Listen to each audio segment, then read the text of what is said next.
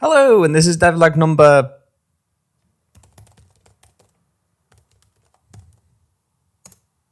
4. Really? 4? Hello, my name is Matt Jazz, and I've tasked myself to make a visual novel by myself. Today is devlog number 4, so without further ado, let me show you what I've been working on. So, in the last devlog, we'd finished off the prototype. The engine I was using was Visual Novel Maker, and it basically turned out the way that I wanted to. So I know that this visual novel is viable. So let's start doing some artwork to make it look like the final game itself. And from the previous episode, this is the concept I'm going for. A back alley street, and then a countertop for the cats to sit on.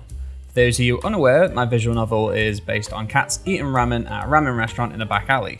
So for this alleyway, rather than draw straight from my imagination, which can result in all manner of problems, I need to find some reference for this.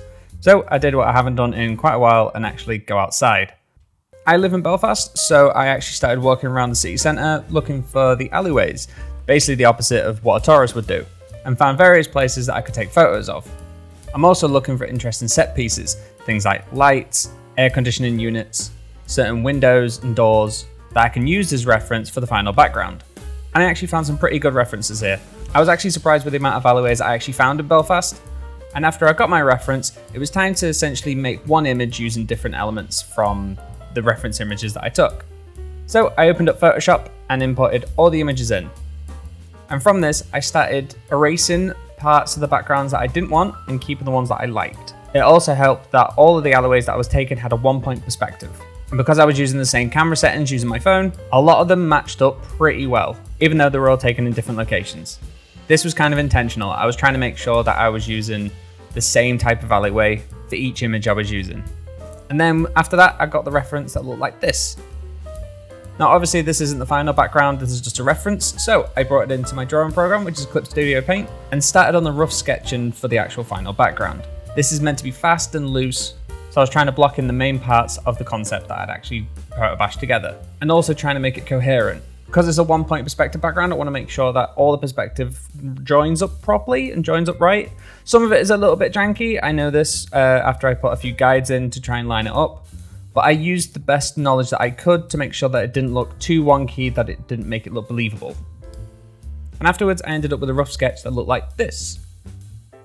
This would then end up being used as a reference for the clean line art, which is the thing that probably took the most time, making sure that everything was nice and clean and polished, and something that closely resembled the final background.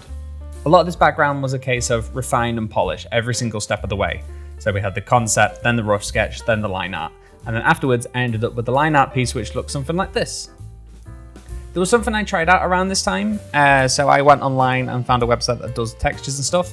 So I brought some of them in and tried to basically tile them. I found a website that did tile textures, brought them in and tried to line them up as best that I could to the background itself. This is where I basically found out that the perspective that I was using was a little bit wonky, so I made sure that it was relatively okay, perspective speaking, making sure that it didn't look like it wasn't drawn properly. And then I erased certain elements and softened up the edges to make sure it wasn't just like harsh line and then brickwork. These textures come in handy later and aren't used in the final background, but you'll see what I did later on. So after this, I wanted to block in some colour. So I blocked in some colours. I tried to do some concept colour ideas, one that was all blue because it's set at nighttime, and one that was more sort of realistic with like a nightshade filter on it. And I did what any sane person would do and asked the internet for help of which one looked nicest. Most people went for the first one, which was all the blue colour scheme, which to be honest, I kind of personally preferred. It also helps with the colour scheme of the characters and the foreground elements that I'll be doing in the next video, as there'll be no colour clashing. It's all one nice simple colour scheme, which I really liked. So using this as a guide and as a template, I started colouring in the final background, using various shades of blue that I'd used in the concept colour blocking that I had, and applying that to the final background. This included a night sky, which I did sort of as a purple hue, just so it wasn't completely blue from top to bottom. So the top sky actually set the scene, so you knew it was nighttime, and then the blue hues would come in to basically show sort of the ambience around the scene. And then whilst I was colouring in, I was also adding shading as well. Little passes bit by bit, and I did it in sections. So I did the back building first, then the right building, then the pathway, and then the left building to finish off. Also, whilst I was colouring in, I was fixing some of the little details that I'd missed, things like broken perspective things that I'd missed out in the line art because I was working a bit more closer. So this was a good way to also stop for a second, reflect, and fix a few things that I'd noticed. And the final colours looked a bit like this. So remember the textures that I mentioned earlier? I brought those back in from what I had previously and used that as its own reference in itself, taking a texture brush and very lightly and loosely drawing over the brickwork, just to give the buildings a little bit of texture rather than just being one flat image. It's subtle, but it makes the building feel more cemented in the scene, rather than just being like almost like a sheet of plywood like it would be on like a film set or something. And then it was the lighting. The lighting I wanted to be very subtle. Obviously there's only several windows in the scene that I can work with. So with the lasso tool, I basically drew around the little areas that I wanted to be lights. So I basically chose like an opposite colour to the blue, something to break it up. So I chose yellow in this instance, drew around all the windows, blocked in the colour, and then added a Gaussian blur, which basically turned it into like the lights coming through the windows. And after all was said and done, this is the final background that I've got. And that's about it so far. This is sort of a part one of a two-part series. The second part, we're going to be doing more of the foreground elements of this background, and then that'll kind of be the stopping point for the backgrounds for now.